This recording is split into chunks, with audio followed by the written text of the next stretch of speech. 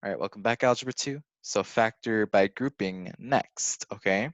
Now maybe we were wondering, when do I know when to use factor by grouping? Factor by grouping, it's kind of a little bit of a cheat here, but factor by grouping, look for terms. Okay, that's gonna mean factor by grouping, because that's usually when we factor by grouping, is when we have 4 terms or when we have an even amount of terms. You could probably do it with 6, but we're not gonna get that crazy. We're just gonna focus on 4 terms. Okay. So part E, first of all, GCF with the coefficients, no, right? Because there's a 1, 7, 9, 63. No GCF among the coefficients. And here's an example with the variables not having GCF, because it's always the smallest amount of variable, the smallest power. Well, this guy doesn't have a variable. So technically the smallest power is 0, and next to the 0 is 1. So our GCF here is just 1. Okay, so no GCF. So then let's factor by grouping. How do we factor by grouping? You should remember we group the first 2 and the second 2. Okay, what can we factor out of the first 2? Well, what's the GCF among the first 2? Nothing for the coefficients, but they both have at least an x squared. So x squared is what I can factor out of the first 2. What is left? X cubed divided by x squared, that's x. 7x squared divided by x squared, that's 7 plus 7. Then we drop our plus. What can I factor out of negative 9x minus 63? Well, if the first thing is negative, we want to factor out negative. Okay, is there a GCF among 9 and 63? Yeah, it's 9. And I'm left with x plus 7. Okay, that's what we strive for. We want to make sure that these two things are the same, because this is one term and this is one term. They both have x plus 7 in common, so I can factor that out.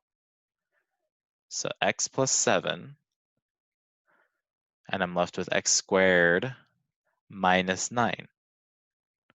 Okay, you should be familiar with factor by grouping, but now we're using it in a different setting. X squared minus 9, we got to check, can we factor it? Yes, that's a difference of squares. X plus 7, this is going to be x plus 3, x minus 3.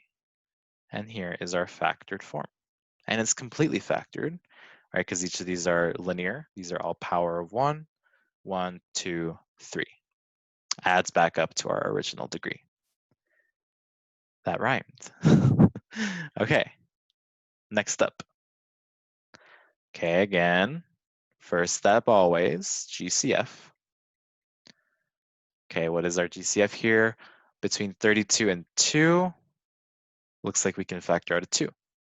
Between z to the 5th and z, the smallest power, which is 1. So we can factor out a z. So 2z is our GCF. Okay, 32 divided by 2 is 16. Z to the 5th divided by z to the first power is z to the 4th. 2z divided by 2z is 1, so minus 1. Okay, so here's where that last method, making something look quadratic, is going to come into play.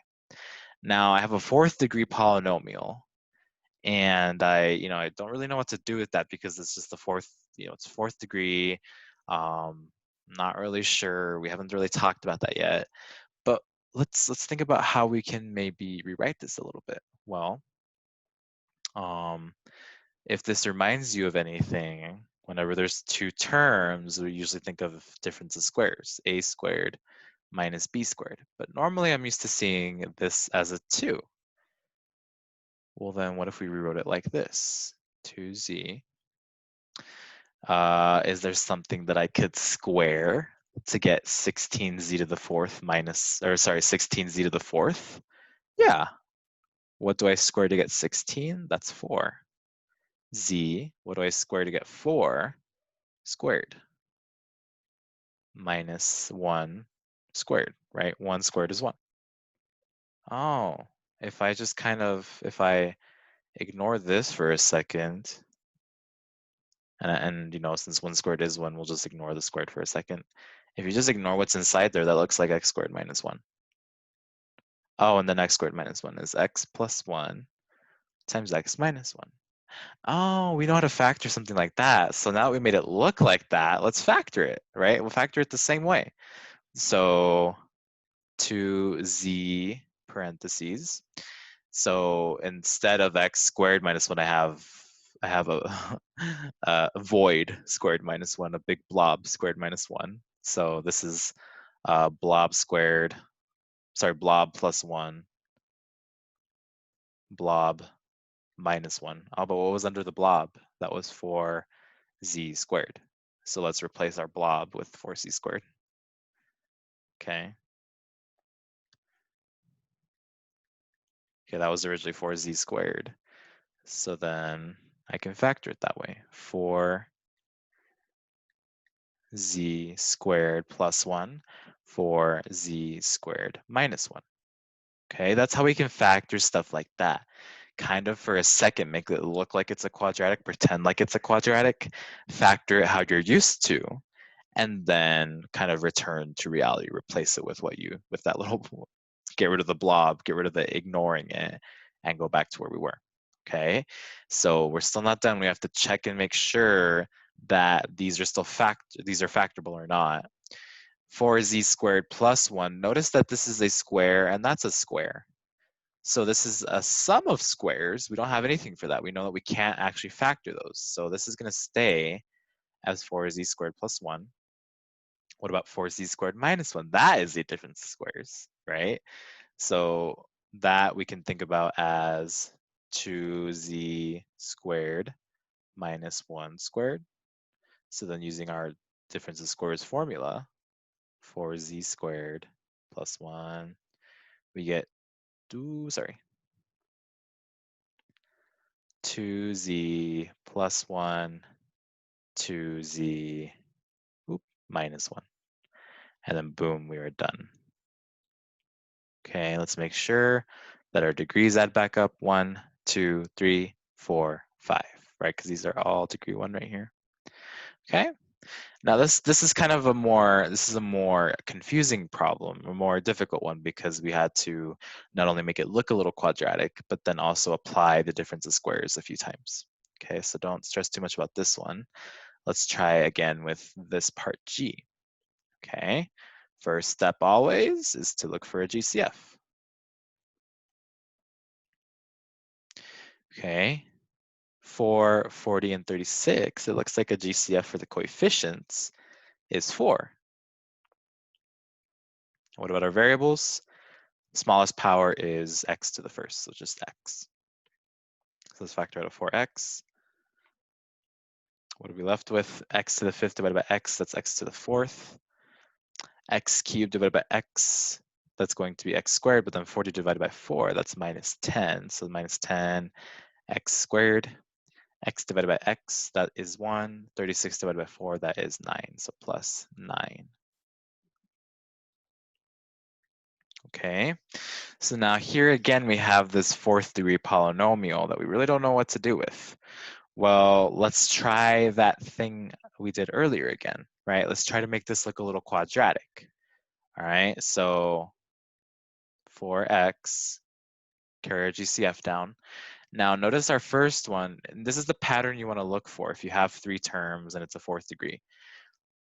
This leading power is 2 times the middle one, and we have a constant. Okay, highest power is 2 times the middle one, and we have a constant term. That's what we look for when we see if we can rewrite it as a quadratic, because then we can.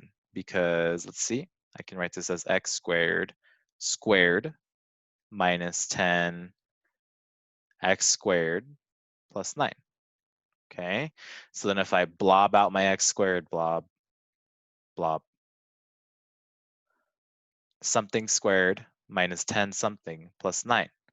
Oh, that kind of looks like if I had x squared minus 10x plus 9.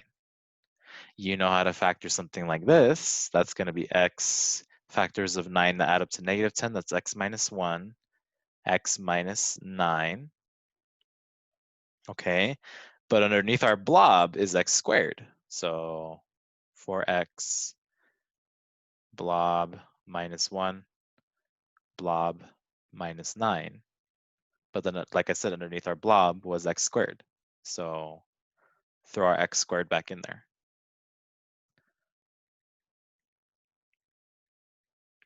Okay, and if you're not convinced of yourself, go ahead and multiply this back through to check. Okay, if we do that, we get x squared times x squared is x to the 4th. X squared times negative 9, that's 9, minus 9x squared. Negative 1 times x squared, that's minus x squared. Negative 1 times negative 9, that's plus 9. That's going to equal x to the 4th minus 10x squared plus 9. Okay? So then, are we done? No, we got to keep going because we can actually factor x squared minus 1 and x squared minus 9. That's going to be 4x, x plus 1, x minus 1, x plus 3, x minus 3. Now we're done because we have 1, 2, 3, 4, 5, which adds back up to our original degree. Okay, lots of different factoring examples. The quadratic form one, try your best to kind of work through it. I'm not going to have you do a crazy amount of these types of problems because I know they're a little more challenging, but definitely be okay with the difference of squares, the sum of cubes and difference of cubes, factoring out your GCFs, etc. Okay. Okay, let's solve a little bit. All right. So remember the whole point of factoring. Why does factoring help us? Is so that we can solve equations, right? Back in 4.3 and 4.4, we used factoring and the zero product property to help us solve quadratic equations. Now we're going to use it to help us solve polynomial equations. All right. So let's see how it works here with this first one. Okay. Find the real number solutions. All right. Real number solutions, which means if we have I, we're just going to ignore it. No imaginary solutions right now. Okay, we're just focusing on the real number solutions. Okay, so A, remember we always want to make sure we have equals 0 because if we don't have equals 0, we can't use zero product property. So need equals 0 for the zero product property. Okay, remember that from 4.3 and 4.4. Okay, what's our GCF here? Do we have one? Yes. We don't have one for the coefficients, but for the variables, smallest power, y squared. So we can factor out a y squared. What are we left with? Y cubed divided by y squared, that's y. 5y squared divided by y squared is 5 minus equals 0. Okay, we have something times something equals 0. We can set them each equal to 0. So y squared equals 0. Y minus 5 equals 0. Y squared equals 0. Well, that just means that y equals 0. And why is that true? Well, if I take the square root of both sides, I get y is equal to 0. So that's just our solution there. And then for here, we add 5 to both sides. We get y is equal to 5. So our solutions, we can write them out like this, or we can just say y is equal to 0, comma, 5. No parentheses. This is just a list. So this is just a list, right? Not an ordered pair. Let's keep going. Part B, 4z to the 5th equals 84z cubed. We need a 0 on the right-hand side. So let's subtract over this 84z cubed. Okay, what do we get? We get 4z to the 5th minus 84z cubed is equal to 0. What's our GCF here? Okay, let's try 4. Does 4 go into 84 nicely? Yes, thankfully, it's 21. So 4, and then the smallest power of z is cubed. So 4z cubed. So then we can factor out a 4z cubed. What are we left with? We have z squared minus 21. Almost forgot what I said. Equals 0. Now we can set these equal to 0 because we have something times something equals 0. So 4z cubed equals 0. Z squared minus 21 equals 0. Okay, so notice that I didn't even bother factoring this. And the reason why is because I know, as you can see, 21 is not a perfect square. But we can still solve something like this. So let's still set it equal to 0. So 4z cubed, if I divide it by 4 on each side, we get z cubed equals 0. And that's still going to be 0. What number do I raise to the third power to get 0? It's 0. Here, let's add 21 to both sides. Z is squared is equal to 21. We can take the square root of both sides. Plus minus, don't forget about that. We get z is equal to plus minus square root of 21. So then our answers are 0 and plus minus rad 21. Or we can, if we want to, separate that out and say 0, negative rad 21, and rad 21. So notice that we're getting more solutions than just 2, okay? So and that happens when we have higher degree polynomials. We should never have more solutions than our degree. Our degree was 5, so we should have no more than 5. That means that no solution is okay, 1 solution is okay, 2, 3, 4, 5 solutions are okay, but we shouldn't have 6, right? Now, if it was degree 3, I can have no solution, 1 solution, 2 solution, and 3 solutions, all right? One more example to get you going off of this, okay? Everything's on the left-hand side. Let's try factoring. All right, we see 4 terms, so we're going to use factor by grouping. 4 terms, so that means factor by grouping. Factor by grouping. Okay, so from the first 2, I can factor out what looks like an x to the 4th. What am I left with? We have x squared minus 4. Okay, from the second 2, what can I factor out? It looks like it's going to be a negative 9, right? Since the first term is a negative, let's factor out the negative with it. Okay, whenever the first term of a group, a little grouping, is negative, we factor out the negative with it. So plus negative 9. We have x squared minus 4, since 36 divided by negative 9 is negative 4. Okay, we have x squared minus 4, x squared minus 4. We can factor that out to the front. Sorry, this is all equals 0. What am I left with? X to the 4th minus 9 equals 0. Okay, we have this same thing we had earlier, but earlier we had that 16x to the 4th minus 1. Here it's kind of the same idea, right? We know x squared minus 4 is going to be x plus 2, x minus 2, so we'll deal with that now. But then the second one, I can write that as x squared minus 9. So then normally it's going to be whatever's inside plus 3, whatever's inside minus 3. So you have x plus 2, x minus 2. So then we get x squared plus 3, x squared minus 3 equals 0. So now we set everything equal to 0, right? The zero product property applies to multiple things. So if I have more than just more than just 2 things being multiplied to get 0, I can still do it. So x plus 2 equals 0, x minus 2 equals 0, x squared plus 3 equals 0, and x squared minus 3 equals 0. So from this first one, subtract 2 on each side, I get x equals to negative 2. From the second one, add 2 to both sides, I get x equals positive 2. This third one, subtract 3, we get x squared equals negative 3. Normally we would take a square root here. However, we're going to take the square root of a negative, which gives us I. So this is a no-no, right? We only care about the real number solutions right now. Okay, this is going to be complex. We don't care about it for now. Add 3 on this side, add 3 on this side. We get x squared equals 3. Take the square root of both sides, plus minus. We get x is equal to plus minus rad 3. Lots of answers. Okay, what do we get? X is equal to negative 2, 2, negative rad 3, rad 3. You can abbreviate it and say plus minus 2, plus minus rad 3. X equals. Okay, how many solutions do we have? We have 4 Solutions, what's our degree? 6, so we're okay, right? We should never have more solutions than our degree.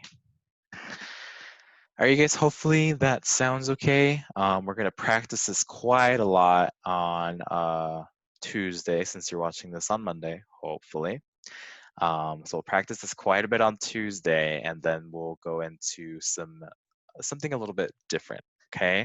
Back in 5.3, we talked about adding, subtracting, multiplying polynomials. In 5.5, we're gonna talk about dividing. All right, so I'll see you there.